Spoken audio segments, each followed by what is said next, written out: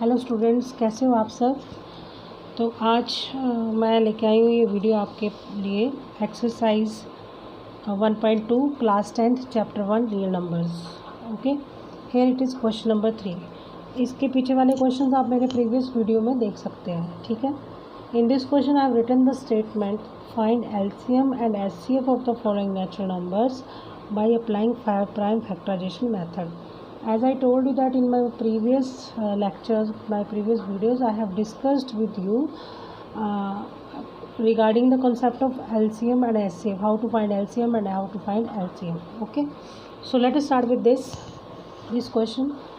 Let us have a prime factorization of 12. First of all, we know that 12 is 4 into 3. That means 2 into 2 into 3, right? 15, 5 3s are, so 3 into 5, then 21 is equal to 3 into 7. Yes, okay students, and now here it is LCM of 12, 15, 21 is equal to what. मैंने आपको क्या बोला था, आपको यहाँ पे देखना है जो नंबर रिपीट हो रहा है उसको पावर की फॉर्म में लिख लो, राइट। 3:1, 5:1. देयर इज एग्ज़ाम में आपको ऐसे लिखने की ज़रूरत नहीं है, ये स्टार्टिंग है इसलिए मैं आपको बता रही हूँ कि कैसे करना है। आफ्टर दैट, हाँ, पावर अगर 1 है तो no need to write down, अगर पावर 1 नहीं है तो फिर आपको लिखना पड़ेगा ऐसे, ठीक है। तो अब हम चेक करेंगे एलसीएम में हमने क्या किया था डिस्कस लास्ट वीडियो में। हमने बोला था एलसीएम में हमें पहले जो कॉमन नंबर्स हैं वो लिखिए। कॉमन तो 3 ही आ रहा है तो उसकी हाईएस्ट पावर 1 ही है, सब में सेम है।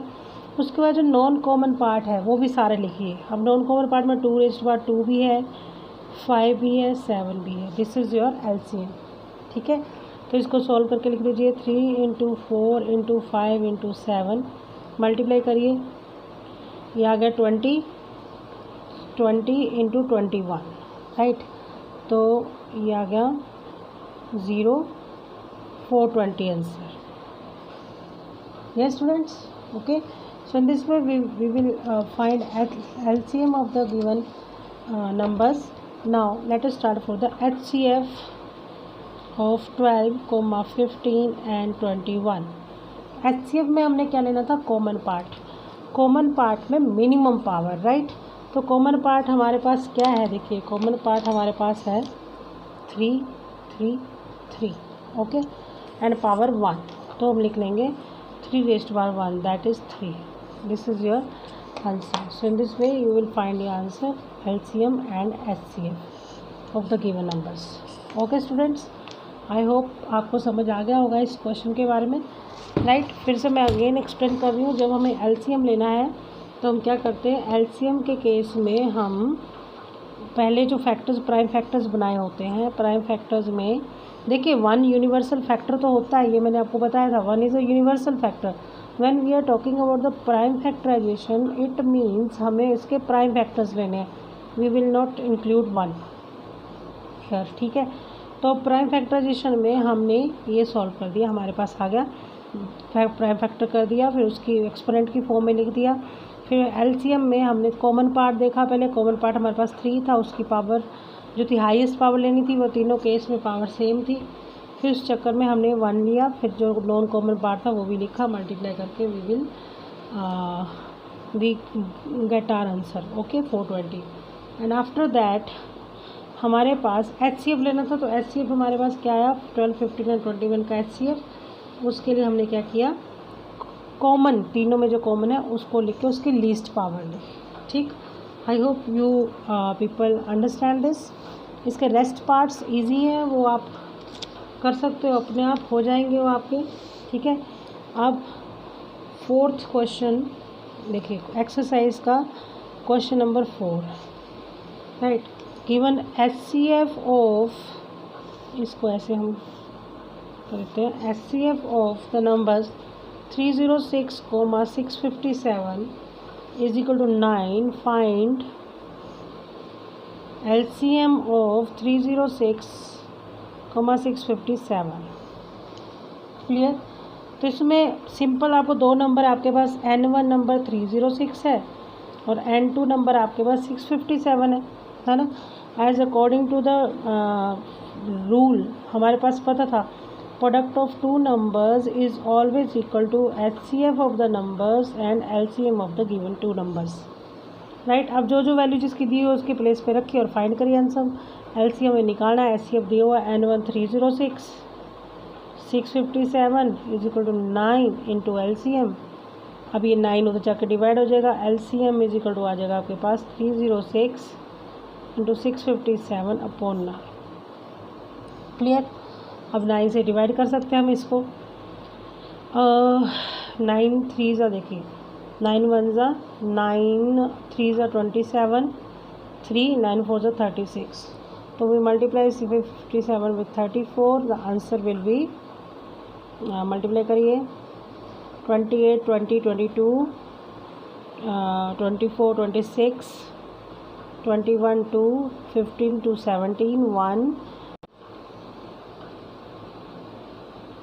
So students, let us discuss chapter 1 real numbers, class 10th, exercise 1.2, question number 6. Explain why 7 into 10, 7 into 11 into 13 plus 13 and 7 into 6 into 5 into 4 into 3 into 2 into 1 plus 5 are composite numbers. As we know students, what are composite number, right?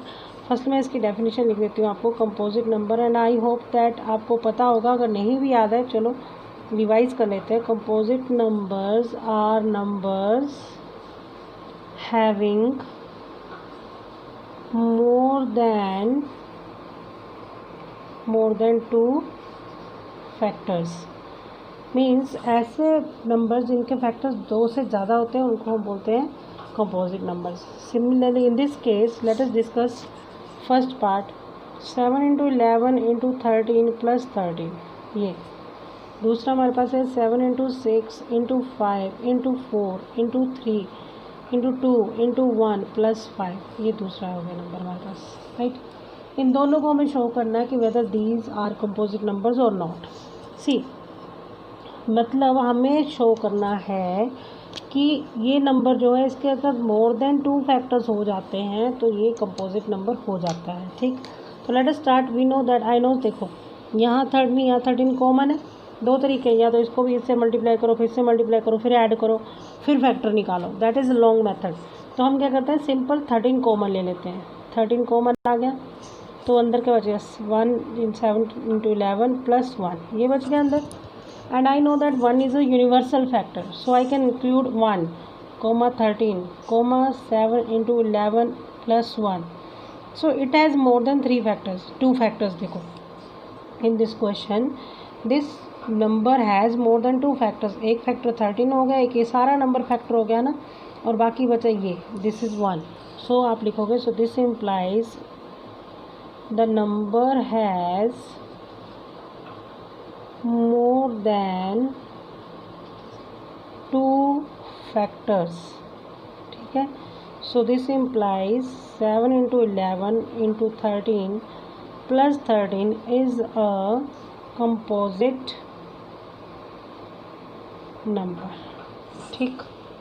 Okay students, and in this case अब यहाँ पे आते हैं, यहाँ पे भी वैसे system चलाओ। देखो 5 इधर भी है, 5 इधर भी है, 5 कॉमन ले लो, ये left with 6 into 4 into 3 into 2 plus 1, right. तो it has also more than 2 factors, 7 into 6 into 4 into 3 into 2 plus 1। See this is also some number, this is number, this is number, तो means it this number has more than 2 factors, so we can say that this is also the number has more than 2 factors. This implies number 7 into 6 into 5 into 4 into 3 into 2 into 1 plus 5 is a composite number. Simple. Clear? So this is all about the explanation of this. सी अब आपको मैं बताऊँ एक चीज़ कि ये आप इसको multiply करके ऐड करके लिख भी सकते हो, कोई प्रॉब्लम नहीं, ठीक है। बट हम इतना टाइम क्यों वेस्ट करें, अगर एग्ज़ाम में क्वेश्चन आएगा भी तो 2 मार्क्स तक आएगा, तो 1 या 2 मार्क्स में आएगा, तो वी कांट मतलब दिस इज़ नॉट समझदारी नहीं होगी कि हम इस क्वेश्चन पे ज़्यादा टाइम कंज्यूम करें, ठीक है। तो इसलिए हमने मोर देन 2 फैक्टर दिखाने, 1 यूनिवर्सल फैक्टर ले लिया, 2 तो आपके पास आई है, एक ये नंबर, एक गिवन नंबर। इसको खोल के मल्टीप्लाई करके ऐड करके कुछ नहीं मिलने वाला हमें, इसको एज इट इज़ लिखिए और एक्सप्रेस करिए, it has more then factors, 2 factors, so this is a composite number. Okay students, so now last question of this exercise, question number 7, right? There is a circular path around a sports field. Sonia takes 18 minutes to drive one round of the field, while Ravi takes 12 minutes for the same. Suppose they both start at the same point and the same time and go in the same direction. After how many minutes will they meet again? देखिए, अब generally मैं इस question का आपको एक idea समझाती हूँ, ठीक। इसको पहले हम क्लोज करते हैं। इस क्वेश्चन में आपके पास 2 पर्सन्स हैं, एक सोनिया है, दूसरा रवि है। एक, अगर मैं रफली लूँ इसको, ये एक सर्कुलर फील्ड है हमारे पास, ठीक है। सोनिया भी यहाँ खड़ी है और रवि भी यहाँ खड़ा है, ठीक है। इधर सोनिया है, मान लो यहाँ रवि है, 2 हैं, ठीक है।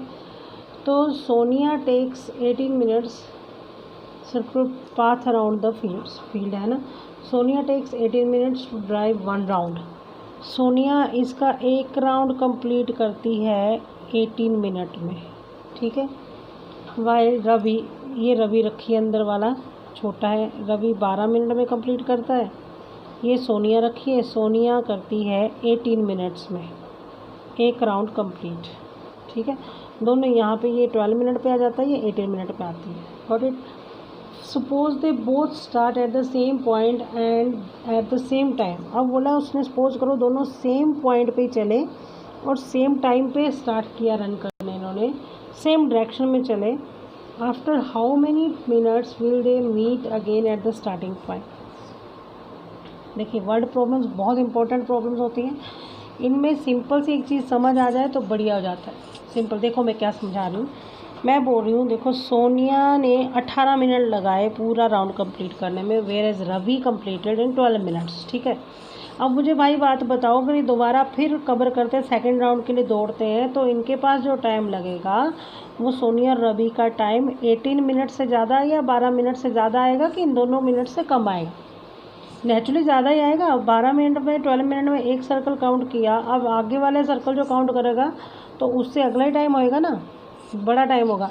तो अब जब रवि दोबारा दौड़ा है दूसरा राउंड पूरा करने में, 12 प्लस 24 है ना, फिर इसका 12, अगर 18 दूसरा राउंड कवर करता है तो 18 ज़ा 36 मिनट में ये दूसरा राउंड कंप्लीट करती है। तो उतने में रवि ने थर्ड पे स्टार्ट कर दिया, 12 3 ज़ा 36, तो मतलब 3 ज़ा 36, मतलब ये होगा 12 3 ज़ा 36, मतलब 36 मिनट में दोनों इकट्ठे होते हैं फिर से।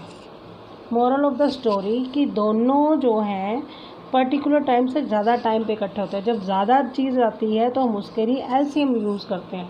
Got it. ये चीज़ फंडा आपको समझना है कि कौन से क्वेश्चन में हमें एलसीएम लेना है, कौन से क्वेश्चन में हमें एचसीएफ लेना है, ठीक। तो इस केस में आपके पास आ जाएगा 36। वो आपका जनरली मैंने आपको एक फील्ड का बताया कि फील्ड में जब हम भागते हैं, जब मैं एक रन पूरा करती हूँ तो उसमें मैं 18 मिनट लेती हूँ, वहीं पे एक दूसरा बंदा मेरे साथ भाग रहा है, वो 12 मिनट में एक राउंड पूरा कर रहा है। तो नेचुरली हम दोबारा इकट्ठे कब होंगे? उसी पॉइंट पे मेरा दूसरा राउंड होगा और उस बंदे का तीसरा राउंड होगा, जिस पे हम दोनों 36 मिनट पे इकट्ठे होंगे, ठीक है। तो आप यहाँ लिख सकते हो रवि का 18 मिनट्स में कितना हो गया। 18 मिनट के आप फैक्टर्स बनाइए, 2 9 ज़ा 2 1 3 रेज़ टू पावर 2, और 12 मिनट का कितना होगा? 12 मिनट का क्या होगा? 3 4 ज़ा 2 raise to power 2 and 3 raise to power 1, ठीक है। नेचुरली आपके पास टाइम ज़्यादा आने वाला, तो उसके लिए हम एलसीएम लेंगे। LCM of 18, 12 that is equal to 2 raise to, LCM में क्या बताया था? कॉमन पार्ट की बड़ी पावर, तो इसमें बड़ी पावर 2 है, कॉमन पार्ट की बड़ी पावर देखिए 4 × 9 दैट इज़ 36 मिनट। क्लियर? आ गया आंसर, ठीक है। हाउ मैनी मिनट्स, तो आपका आएगा ये 36 मिनट्स के बाद दोनों इकट्ठे आपस में मिल किए। Okay students, I hope you understood this. Simple सी बात याद रखना है, अगर आपके पास, फिर एग्जांपल दे रही हूँ मैं आपके पास, कि अगर आपको कैसे पता चलेगा कि हमने इस वर्ड प्रॉब्लम में एलसीएम फाइंड करना है कि एचसीएफ फाइंड करना है। वेरी इजी, अगर आपका जो आपका डाटा दिया है उससे बड़ा डाटा आप ले रहे हो तो उसके लिए आपको एलसीएम लेना पड़ेगा। अब जो डाटा आपको दिया अगर उससे छोटा डाटा आएगा तो उसके लिए आपको एचसीएफ लेना पड़ेगा। That is it. Okay students, I hope you like my video. Thank you very much. So in this with this question we have completed our exercise 1.2, and I will continue with my another video revisiting of irrational numbers. Thank you very much. Watch it, share it and subscribe my channel. Thank you very much.